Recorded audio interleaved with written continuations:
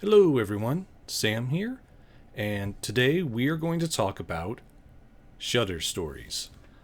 This was a collection that was put out last year in the autumn, and it is a collection of one novel and two short stories.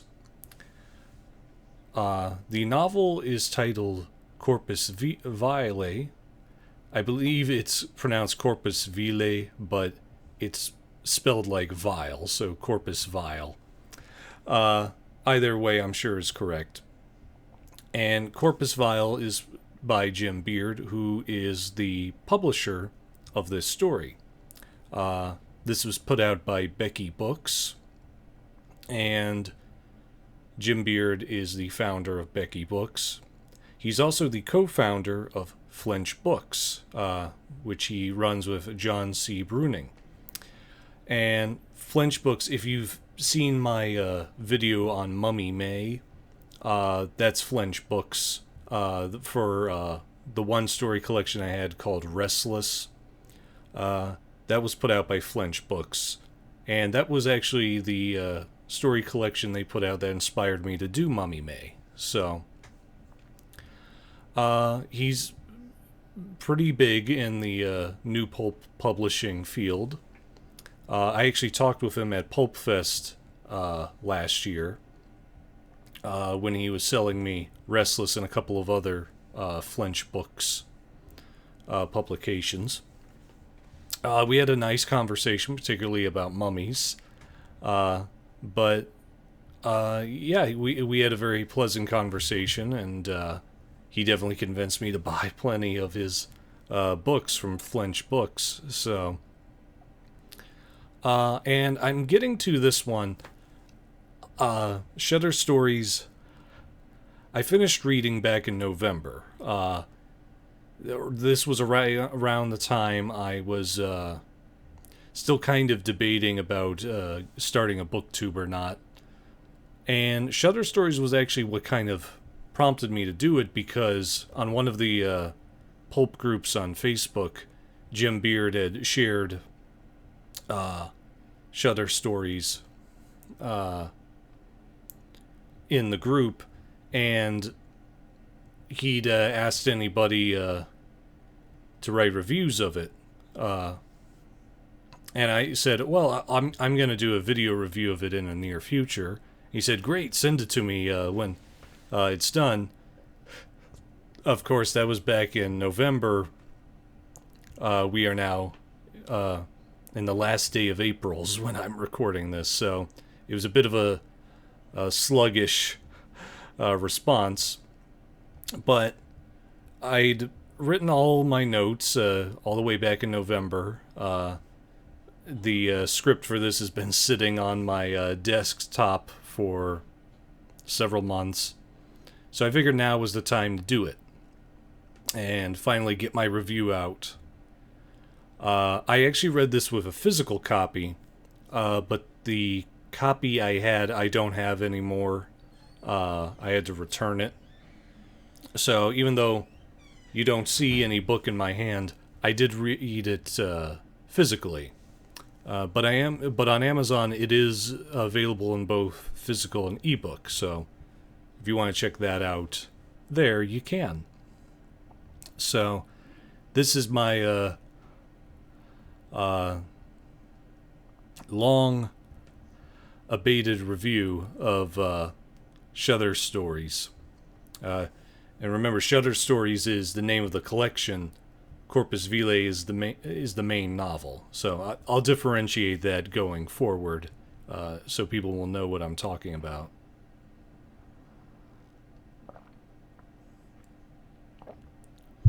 But before I talk about the novel and the short stories, I first have to kind of explain what Shudder Stories are, because Shudder Stories, aside from being the name of this publication, was also a specific kind of pulp genre. And it was more... They were called Shudder Stories, but they were probably more popularly known as Weird Menace stories. And Shudder Stories, the collection, is meant to be a throwback to Weird Menace pulps. And Weird Menace pulps were, to break it down very simply, basically horror stories that showed these terrifying displays of terror and violence by these seemingly supernatural menaces. And the seemingly is very important because this is kind of a spoiler if you don't know what Weird Menace are, but a lot of times it turns out the seemingly supernatural menace was not as supernatural as the characters thought. And, you know, that's essentially, for people nowadays, that sounds like a Scooby-Doo plotline, you know, because most of the old school Scooby-Doo stuff, it was never actually an actual monster. It was a guy in a suit. And that's a frequent occurrence in a Weird Menace tale. And I'm reading one of the histories of Weird Menace stories, and they mentioned that some of that was kind of a censorship thing. Like, they were showing all these horror scenarios, but they didn't want to imply that it was, like, supernatural. Again, kind of the censorship thing that many pulps were under at the time, and later went on with comics, where you could have these bad things happening, these horror and terror tales, as long as they were not actually supernatural. Now, that wasn't a hard and fast rule. You did have other publications like Weird Tales and Ghost Stories, which totally were supernatural stories, but, you know, as long as the audience didn't, the moral censors didn't pay much attention, you could get away with it, but some publications didn't like that. They didn't want to play that game. So, and like a lot of horror genres, the stories got more and more graphic as the 1930s went on. That's the other thing I forgot to point out. The genre really kind of started in the 1930s. I've heard some historians say it was like the late 20s, possibly the earliest, but the early 30s is generally when the Weird Menace tale genre really took off. And of course, like every horror genre, the longer it went on, the more graphic they got in terms of violence and sexuality. And this went on and on and on for a very long time. And it started getting pretty extreme towards the end of the 30s. Mariana Press, that's run by Ed Hulse, he has a collection, I think he actually has two now, of this one publisher that put out a bunch of these really hardcore Weird Menace tales, and kind of at the tail end of the genre. And yeah, I've read a couple, I'm like, ooh, that's pretty intense for that era. But you can only stretch that so far. And by 1940, apparently there was enough hubbub from the moral guardians that the Weird Menace genre essentially died off at that point. They flew too close to the sun. Something similar happened with the spicy pulp magazines. The ones you think of like Spicy Western, Spicy Mystery Stories. They kind of had a similar issue where they kept pushing the bar with, in their case, sexuality. But they pushed it too far. And by 1940, they'd kind of dried up, or they were turned into something softer. I think they called them like speed westerns or speed mystery. Instead of spicy, it became speed. So this was just a common occurrence with some of the edgier pulp genres of the 1930s. And Weird Menace tales, the Weird Menace stories, apart from inspiring Scooby-Doo, they were very inspirational to the later horror genres, particularly in film, like those slasher movies and the torture films of the 2000s, like Saw. Not particularly ones that I like, but they inspired them, and so I have to mention that. So that was essentially what the story with Weird Menace tales were, and Shudder Stories, the collection, was trying to harken back to that and sort of go into those old Weird Menace tales and sort of bring them back to the modern day. Sometimes by setting the stories in the modern day, sometimes going back to their heyday in the 30s. But that's the central attempt here with Shudder Stories by Jim Beard to essentially bring Weird Menace tales back to the forefront. Much in the same way that that other collection I talked about, Restless, which focused on mummies. So Jim Beard seems to have this real affinity for trying to take these old genres that were sort of left behind in the past and trying to sort of bring them forward with a new perspective, which I think is really admirable, because you can always find some like old subgenre you like, and then you learn nobody else likes them, and so you're like, or people have just forgotten about them, so you're like, okay, I'm gonna try and do one myself. So that's a very admirable aspect of Shudder Stories, and I'm glad that Jim Beard attempted this with this genre.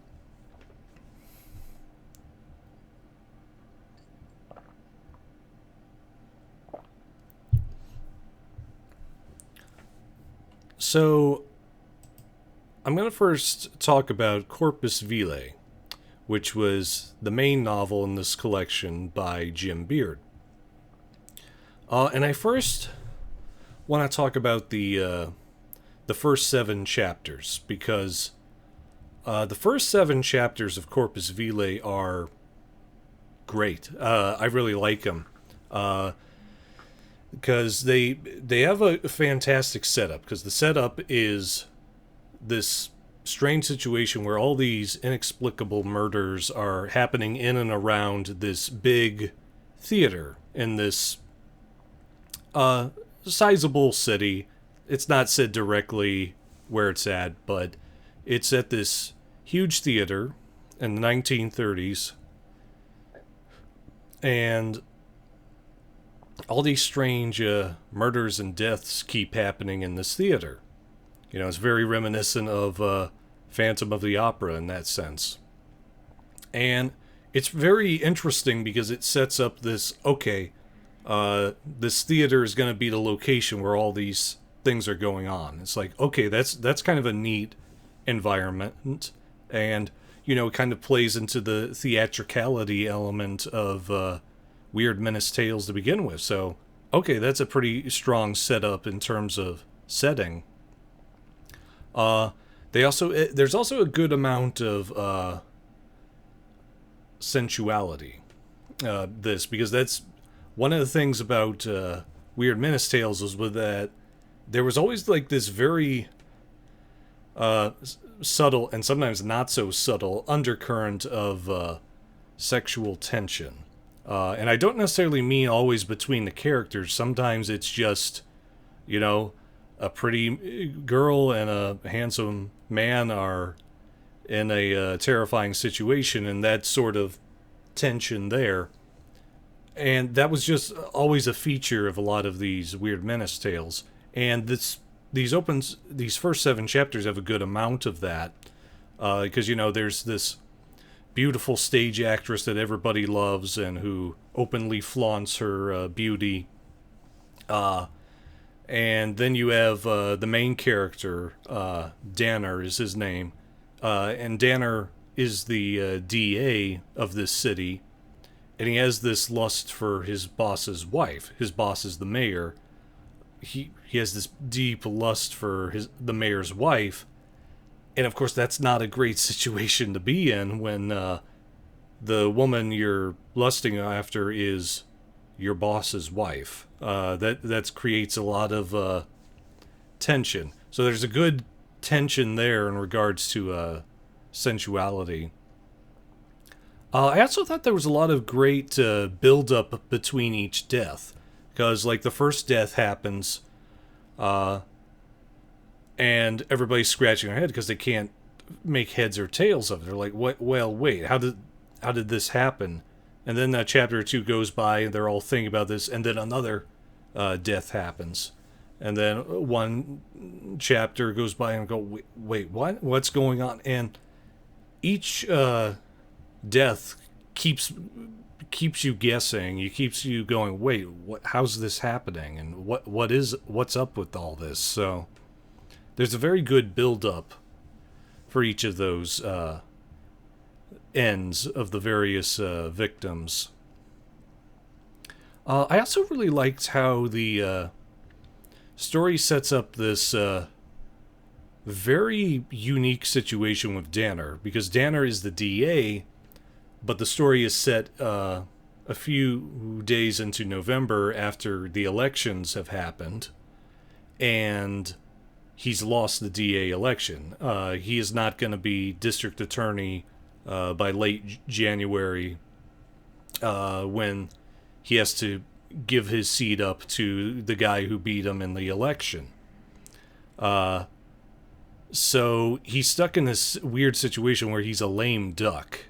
He's got the office for 2.5 months, and then he's out. And so he has to find this mastermind who's doing all of these theater murders before he's powerless. And the next guy comes in who may not be as interested in the case and not fixate on as much. So it's kind of an interesting situation where you're stuck with this lame duck official who's trying to fix things before he's thrown out of office. So that was a very unique situation, and I like that element. And in the 6th and 7th chapter, there's this great finale where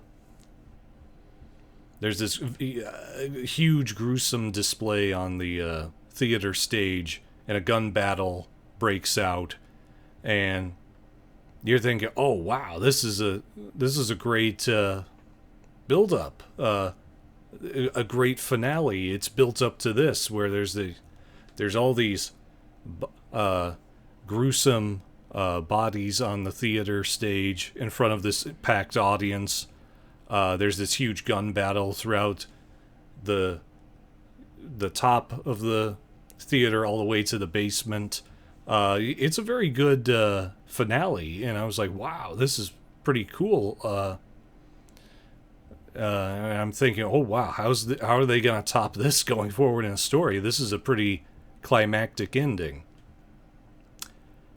And that's kind of unfortunately where the story peaks, because, well, I have to tell you what happens next in just a moment.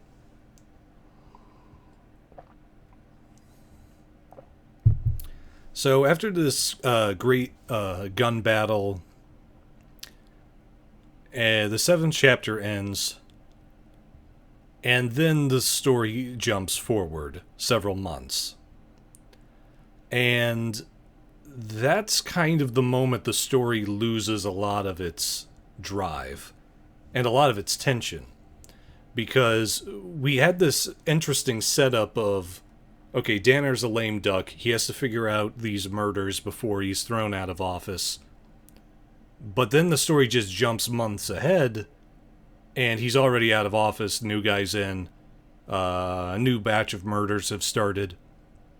And it's kind of like, all of that setup to have this cool setup of a lame duck DA, it's lost immediately because the story just jumps forward. And the tension is kind of sucked out because the whole tense nature of the thing is like, okay, what's this crazy theater guy going to do? And then we know, oh, for several months up into the spring, nothing much happened. It's kind of like, well, that kind of ruins a lot of the tension.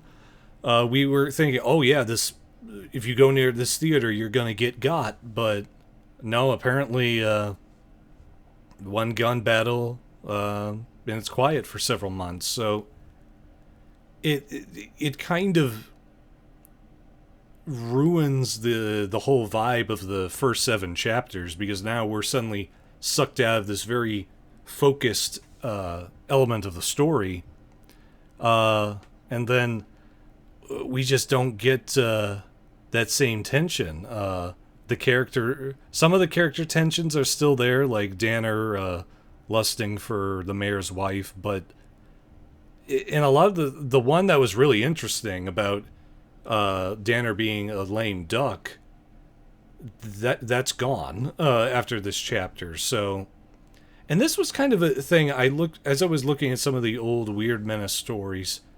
Most of the classical Weird Menace tales were short, and they didn't give the characters much room to breathe. Like, it was a very short time frame generally when these Weird Menace tales happened. And that made sense because it kept the tension close and very tight, so that you didn't have too much room to breathe. But Corpus Vile kind of stumbles in this regard, because it suddenly says, "Oh no, there were actually long months where nothing really happened," and it's like, well, that kind of ruins the tone. Like we were supposed to think danger was around every corner if you were anywhere near this theater. Apparently not that much. So, yeah, it's that time jump that happens after chapter 7. That really sucks a lot of the energy out of this story, and in my opinion, the story doesn't really recover from that, because it goes on for 31 chapters, and I don't think any of them reach the level of brilliance that the first 7 were at. And now some of this might be explained by the fact that Corpus Vile actually had an earlier version. In the front, it mentions that the first 15 chapters were part of some other version of it that Jim Beard had released before. And that's not necessarily bad, but it does kind of explain some things, because the problem with expanding an already written story is that sometimes a thing that you have to introduce into the new story that wasn't there in the old one, it kind of comes off as out of left field, that this thing is brought in to the old story, and you kind of try to force it in. And the main aspect I'm thinking of this is the characters. Like, there's a lot of characters after chapter 7 who just show up, who aren't hinted at in the earlier chapters. They just pop in, some of whom aren't introduced until like almost 2/3 of the way into the story, and it felt very discombobulating. And the other problem being is that Jim Beard doubled the length of the story from 15 chapters to 31, and a lot of those 31 chapters do not feel natural. They feel like padding. There's chapters where things kind of happen, but they don't necessarily feel like they need that whole chapter to happen. And that's not a great feeling, because when you have this story that's meant to be very intense, very horrific and driven, when you have all these moments of downtime in between, it kind of kills the momentum. So you have these 31 chapters, 7 of which are very good, and then chapters 8 through 31 are just kind of happen. They just kind of happen, and it doesn't feel like the story really justifies its length.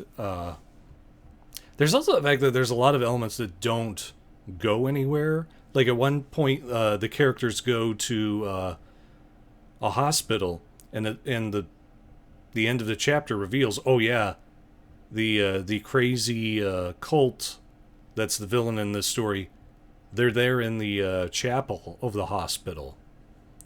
And you think, oh, well, is this going to come into play? Are they going to, like, grab people from the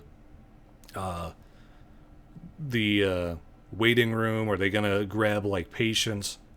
But it does not come up again throughout the story until the very end. And even then, it's only sort of passingly mentioned. Like, the narration says, oh, yeah, it turns out they were all... The evil, crazy cult was hanging out in the chapel. Who knew?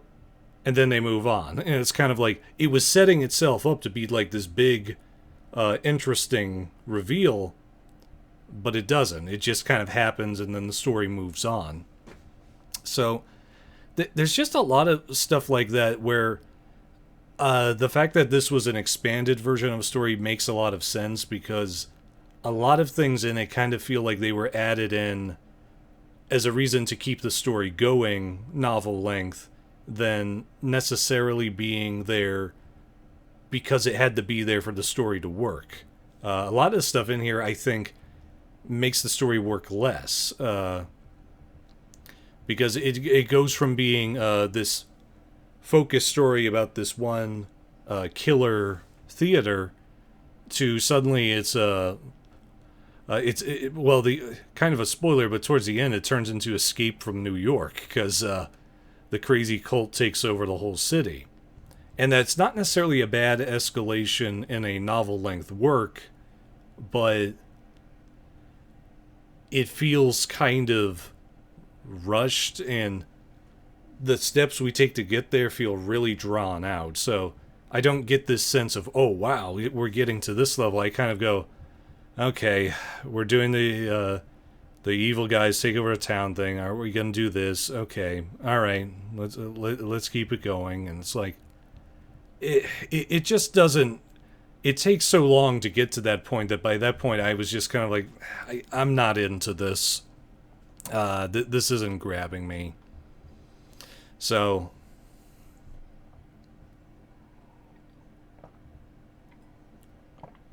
another issue I really had with the story was actually Danner himself, because Danner is written very weirdly.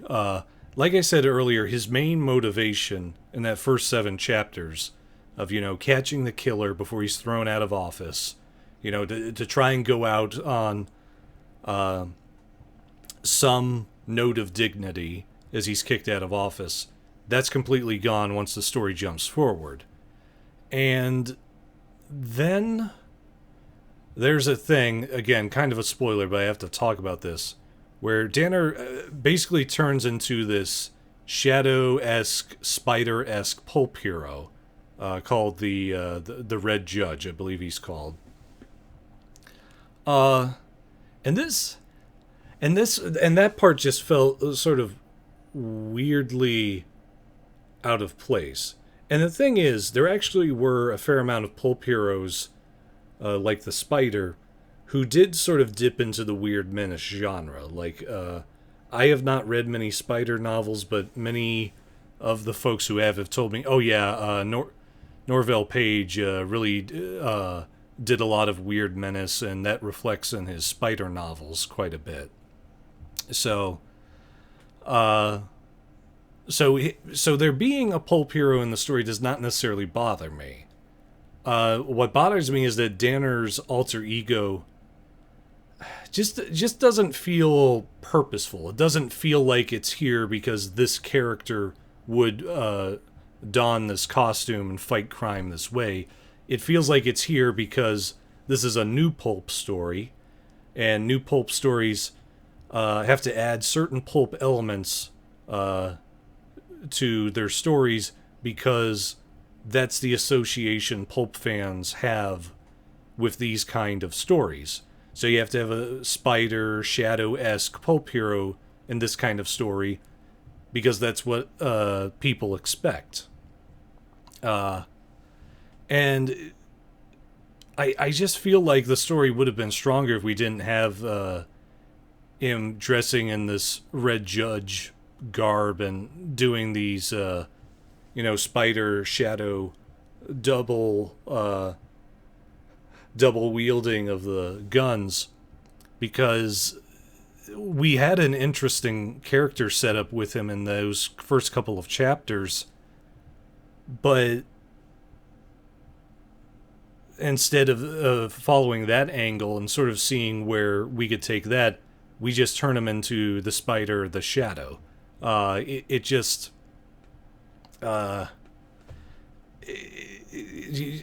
It's really frustrating because it takes this really creative perspective of a character, and then it just goes into one that we've seen 1,000 times before.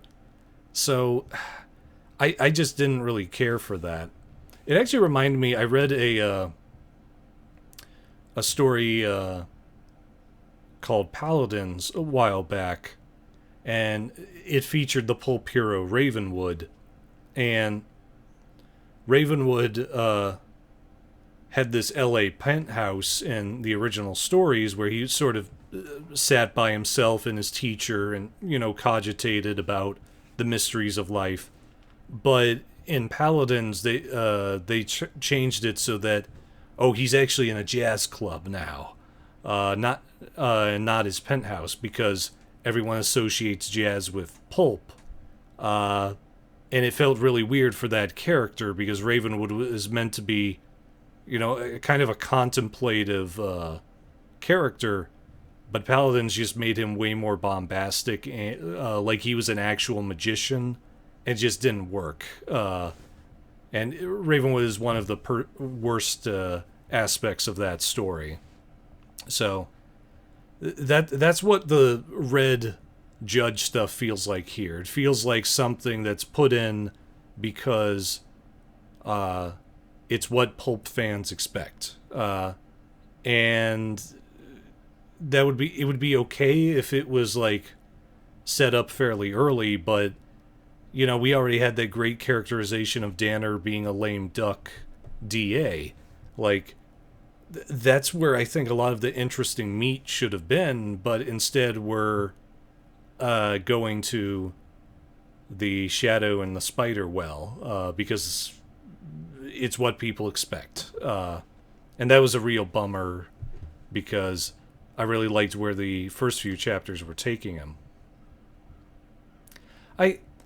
This also really bugged me about Danner, which is that the whole idea of Danner is that he lost the election, and it's not specified, but it's heavily implied that he lost the election due to some sort of personal disgrace that the public saw in him. But this disgrace is not really expounded upon. We don't know if he, took a bribe. We don't know if he decided not to charge a certain crook. We don't know if he was, caught with a woman or something. We don't know why he's been disgraced. And the problem is that, and the other problem is that there's a strong implication, like the mayor says, Danner, he says something along the lines of, you used to be someone, you were committed, now you weren't as committed, and that's why you lost the race. And that's kind of hard to believe that he wasn't committed, considering the fact he turns into a vigilante to save the city. Again, this is why the red judge stuff doesn't work, because if you're implying that, he lost his job for not being committed enough, it's kind of but he's committed enough to become a vigilante and go beyond the law to fight for what he believes is right? No, that doesn't work. That is not congruent with this idea that, he was disgraced somehow. And it's kind of yeah, I would understand being vague about his disgrace if it wasn't really that big of a part of the story, but the problem is it is. We need to know why he was disgraced. So, because we don't know, we're kind of left with this thing of, oh, he wasn't committed enough, but he is committed enough to become a vigilante. It just doesn't make any sense. So...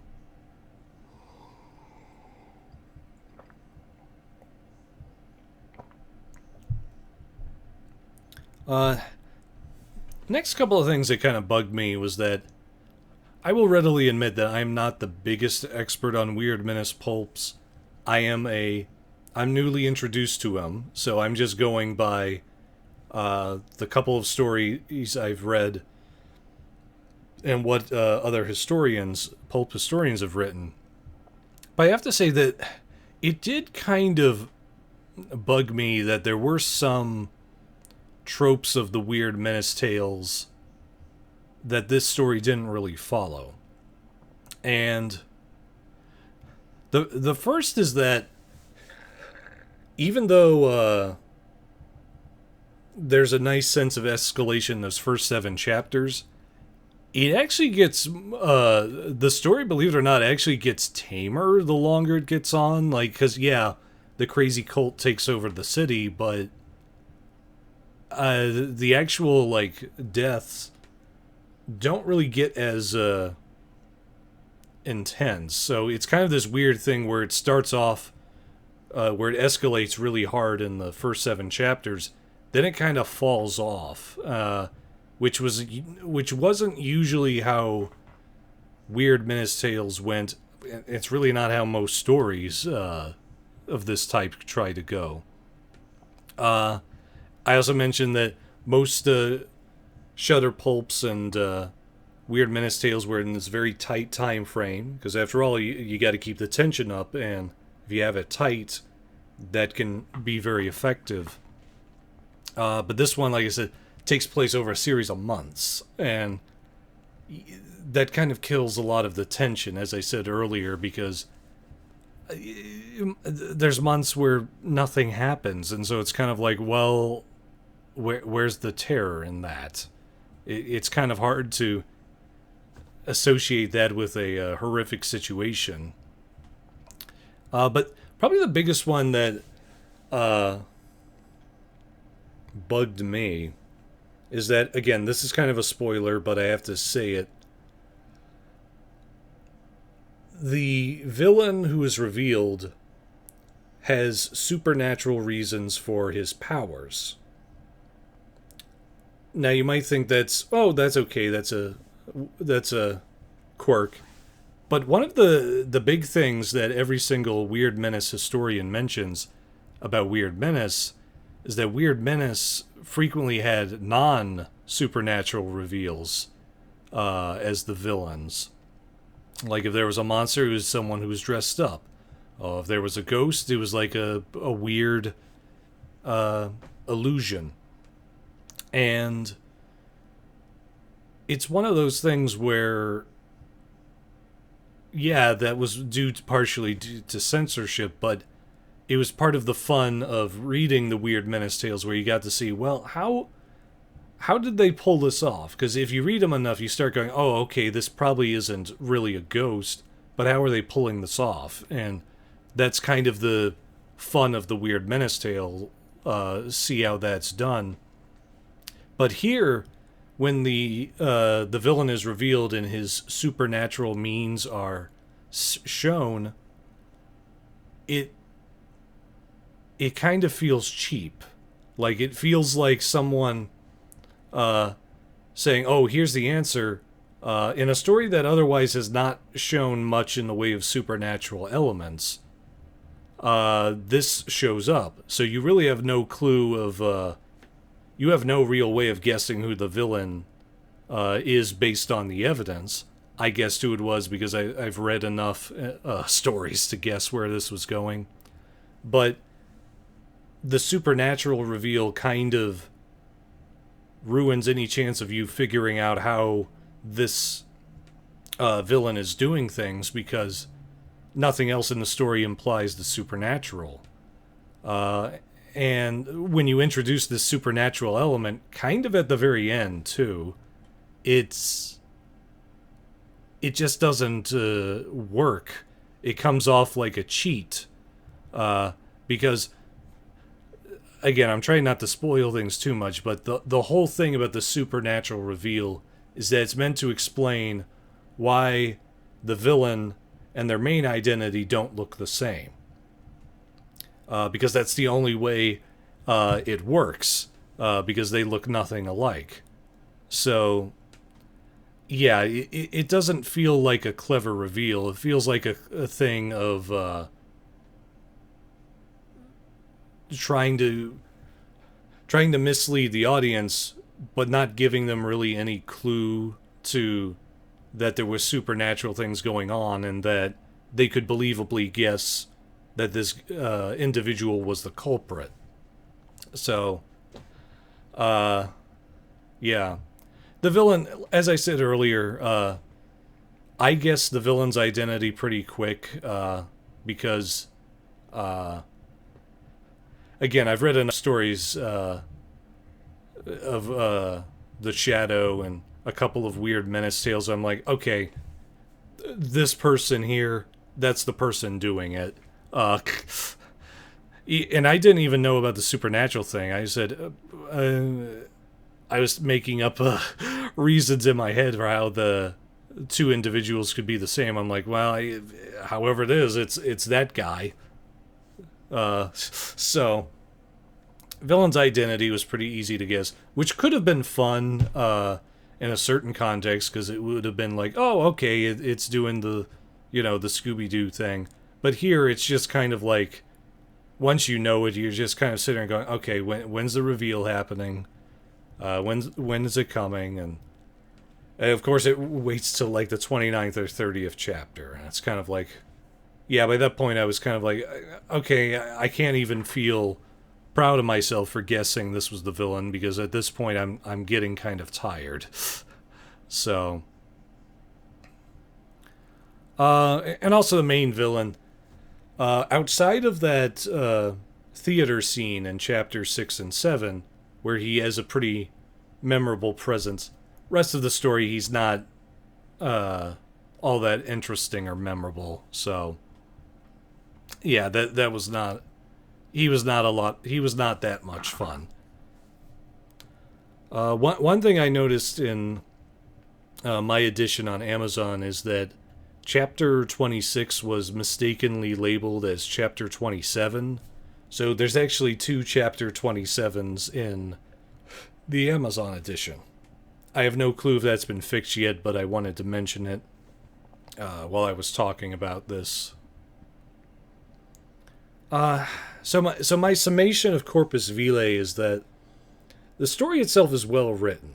I have no problem with the prose and dialogue that Jim Beard uses, but the story just feels overlong. It feels like it goes on far too long, and the fact that that I know that it was made from a much shorter work, that explains a lot of things to me, because sometimes a fix-up novel, for those that don't know, that's a novel that's built off prior works. Sometimes a fix-up novel can be a little clunky because you're adding a bunch of stuff that wasn't intended to be in the story in the first place. So, because of that, it kind of feels like this was padded out and overlong, because we had to get to that novel length, but the original story as it was written was not really intended for that. So, yeah, I just don't think it lives up to the greats of the weird menace genre, what few of them I've read. And it's sad, because I can tell Jim Beard really does understand the genre. He does have a decent grasp of the general concepts of weird menace, but just due to some of the changes he made to his original story, I think it kind of sidelines the good stuff and just puts a lot of stuff in there that wasn't necessary. So, yeah, I was not the biggest fan of Corpus Vile.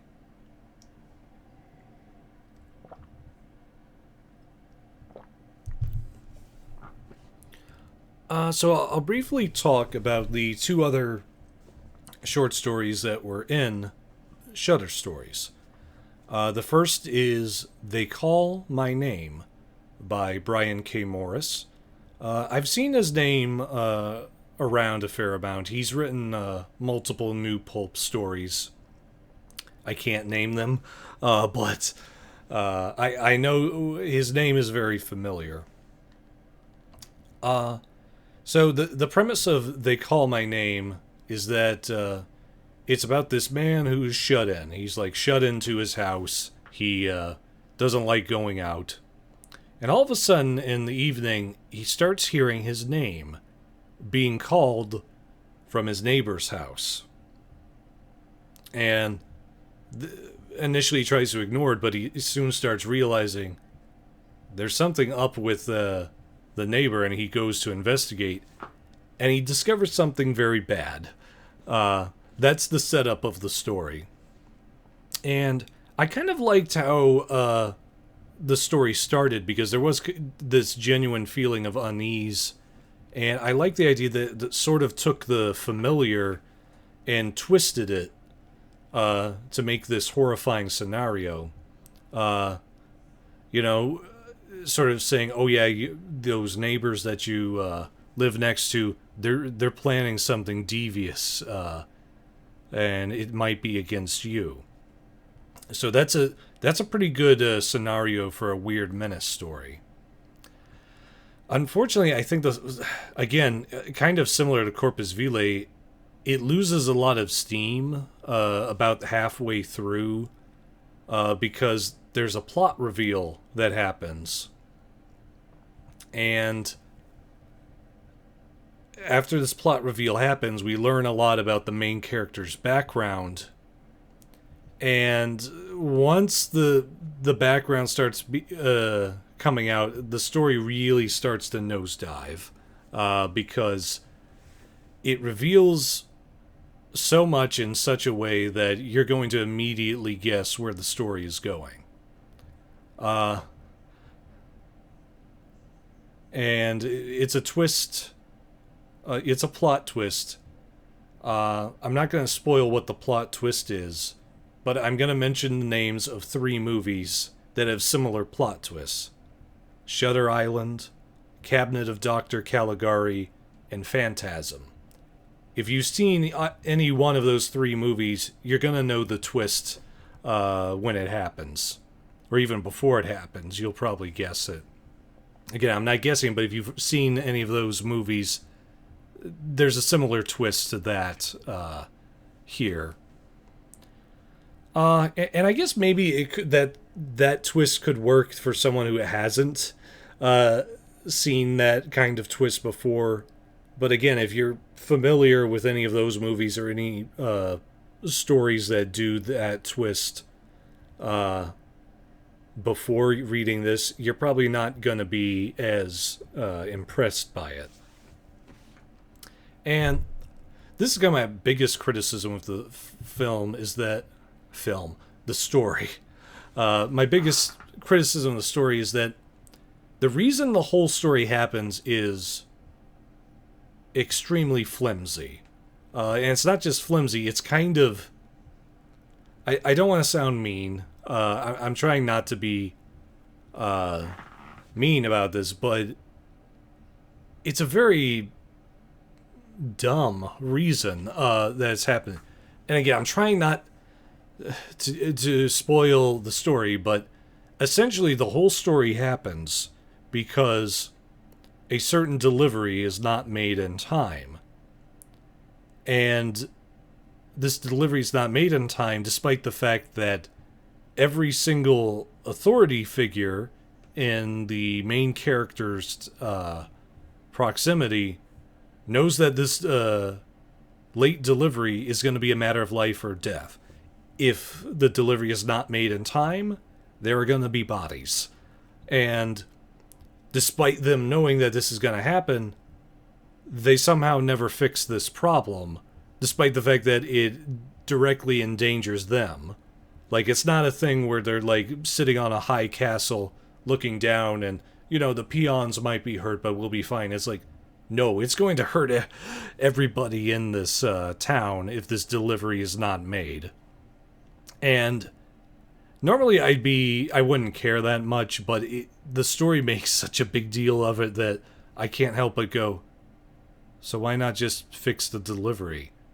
And it's like, that's a sign that you can tell a story has not engaged you, because you start looking at the plot points and you start going, nah, that doesn't make any sense.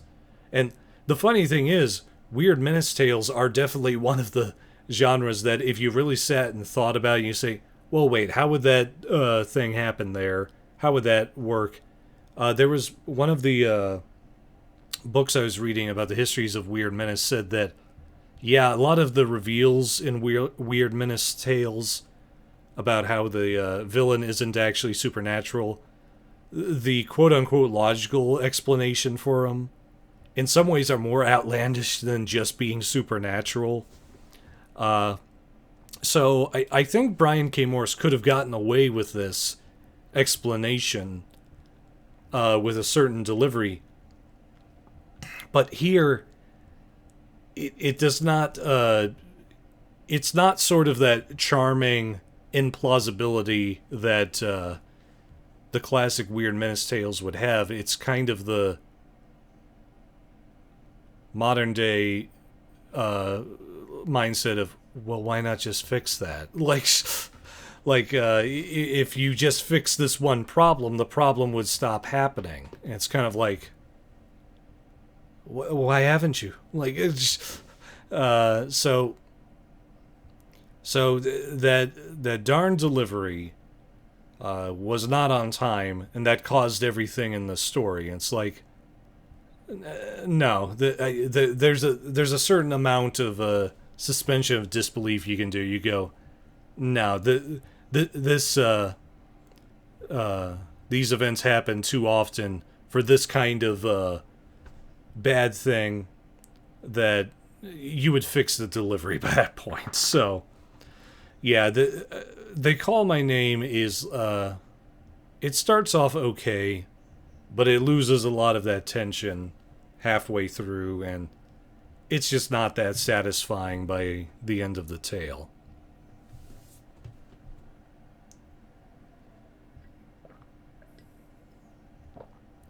The final story is the short story, The Infernum Affair, by Frank Schildiner? Schildiner, I believe that's how you pronounce his name. And he's like Brian K. Morse. He's done a lot of new pulp works. I looked over his catalog. The one that caught my eye was something called Napoleon's Vampire Hunters. That's such an odd concept. I'll probably check that out sometime in the future. But the Infernum Affair is about the character Scorpio London. And Scorpio London is an occult detective who's brought in to investigate these series of seemingly accidental deaths that are affecting all of the criminals of New York's underworld. And there are all these weird deaths that should not be happening, but there's these very weird twists of fate that lead to these gangsters dying, seemingly by freak accidents. Like one pops a cork of champagne and the bottle bounces just right to where it hits him in a spot and it kills him. One guy like accidentally falls out the window in some improbable way. And Scorpio London is trying to figure out, well, are these legitimate accidents or are they perhaps planned by someone? I guess one thing I kind of had an issue with this story is that I'm not sure this really belonged in a Weird Menace collection, because this feels more like an occult detective tale. And those are distinct genres within pulp fiction literary criticism. Because the whole point of an occult detective was that well, they dealt with the occult, so something supernatural very much could pop up. Uh, but Weird Menace generally did not lean into that. Usually there weren't much in the way of supernatural stuff. So, yeah, putting this in with a Weird Menace collection kind of felt off to me. And the only character I know of who might qualify for both Weird Menace and Occult Detectives is Ravenwood, the stepson of Mystery. But that's the only character I can think of. They're pretty distinct as genres.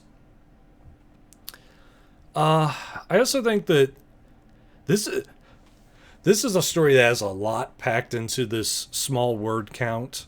And normally I like that a lot. I like when lots of things happen in a limited word count. But the problem is that this was a problem a lot of pulp stories had, where when you shove so much into a small space, the tale can feel very rushed, and it can also ruin the atmosphere. Because you don't have time to build up an atmosphere. You're just zipping off to the next event, which is not something you want in a Weird Menace tale, where the whole point of it is the creepy atmosphere. There was also this thing. I don't know if Scorpio London is a character Frank Schildiner has used before, because it's presented as if Scorpio London, this is just another adventure in his his adventures. It's just another story that happens in his many adventures. And it's presented as if you're coming right in the middle of it. And again, I'm not sure if it is, if Scorpio London is an established character. I don't get that great of a beat on him jumping in. But I don't know if this was also like a tactic by Frank Schildiner, where he was trying to say like, aha, on the further adventures of, but it was actually Scorpio London's first story. I don't know, but it kind of had that vibe of, you're jumping into a character and the story doesn't let you get a good bead on them. In fact, kind of all the characters in the story, you don't really get a bead on any of them because it's so brief and it rushes through so much. So you can't really get invested in the characters because you don't know who the characters are and you don't have time to get to know them. Again, kind of like with Corpus Vile, this one kind of has a problem with having distinctly supernatural events instead of Weird Menace's general keeping to reality, not really having supernatural, having stuff that presents as supernatural but is actually has a grounded explanation. Scorpio London's story does not have that. There are distinctly supernatural things, like there's these magic coins, there's these giant leeches. And this is kind of a weird criticism, but there are some moments of very shocking violence and gore that happen in the story. But they feel really out of place because most of the story is relatively sedate. People die, but it's like the typical descriptions of death. The person gets hit, they fall over. It was sedate. It wasn't too bad. But then these, like, really violent moments happen, and they don't feel natural. They don't feel like, oh, yes, this fits their story. And some people might argue, well, that's the point. They're supposed to be, like, shocking and out of place. But, again, if that was the case, I don't think the story mixes them well enough for that to be truly effective. Because the rest of the story is just way too sedate. Scorpio London is just taking everything in stride. He hardly breaks a sweat. So, so all these weird moments of violence just kind of really stand out, and they don't fit with what we're seeing of Scorpio London. So that was kind of off-putting for me. I guess so. Yeah, I wasn't a big fan of this story either. Uh, and yeah, both the Infernum affair and They Call My Name kind of have the same problem as they are generally well written. Like, there's no sentences in there that make me tear my hair out and say, what are you saying? They're well written, but they just don't quite match the classic Weird Menace style, and they feel somewhat generic. Like, this, they don't feel like stories that had to be in this collection because they just match the theme so well and so beautifully that they couldn't be anywhere else. Like, it feels like they could have been submitted to any other collection. So, yeah, I wasn't necessarily a big fan of either of these stories.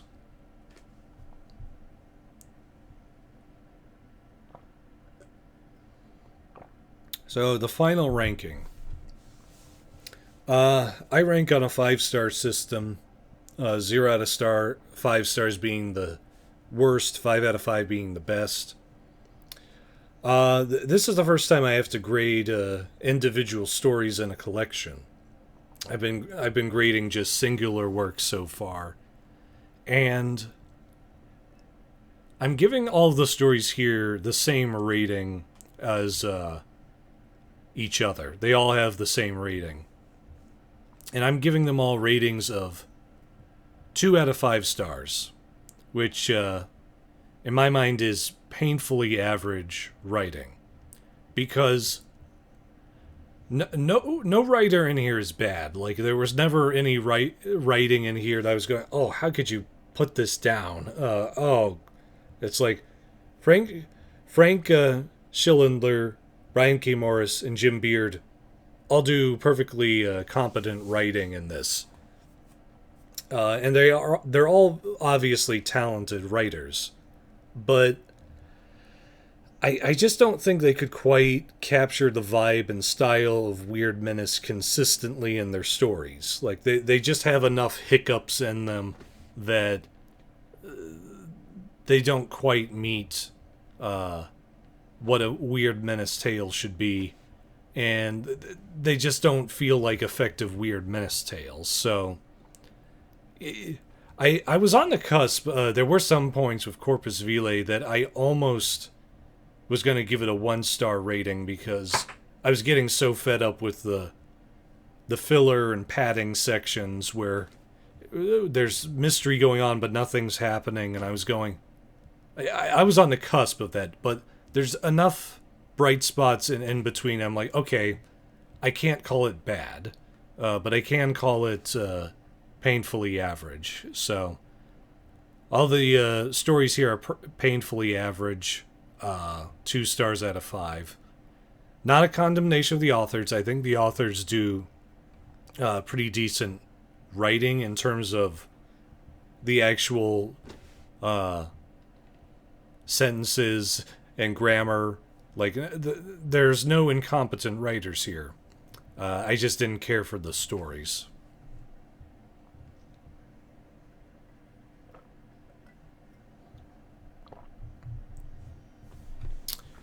Would I recommend this collection? As you can probably guess throughout most of this video, no, I don't, because I think there are better sources for Weird Menace fiction. I'm gonna link, you can look up any classic reprints, those will probably have it. I'll link Ed Hulse's 2 books from Mariana Press that were about Weird Menace. Those are pretty good. And yeah, so if you want to read anything of that, look up the classical Weird Menace tales and Ed Hulse's stuff. I think those are going to be probably better experiences and better introductions to weird menace tales. Any inspiration? For those that don't know, I'm a working writer, and I like to talk about whether these stories have inspired me. And I will say, I do think Corpus Vile inspired me because I like the idea of a weird menace tale that's set around a theater. Because I think that, as I said earlier, that ties into the theatrical element of weird menace genre in of itself. So that's an idea I'd like to examine in my own work. This has also reminded me I really need to read Phantom of the Opera. I haven't read that before, so I'll be sure to check it out here in the near future.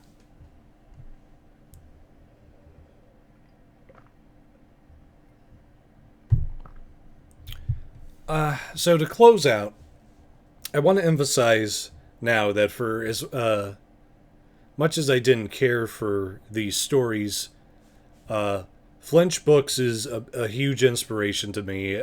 They've really shown me what you can do with a small publishing house, that you can take interesting ideas and tell interesting stories through different writers in an anthology.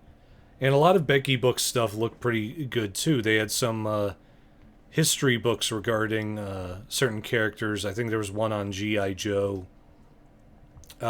So these are...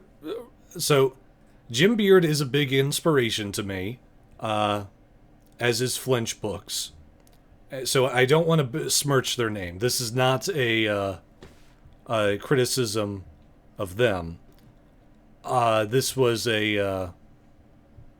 criticism of these particular stories, and a lot of it is because I had been reading Weird Menace tales as well as these histories of the Weird Menace tales, so I was kind of coming at it as someone who had somewhat of a familiarity of the genre and just had enough that the stuff that didn't quite mesh really stood out to me. So, no disrespect to Jim Beard, or Flinch Books, or Becky Books, and no disrespect to Brian K. Morris or Frank Schildiner.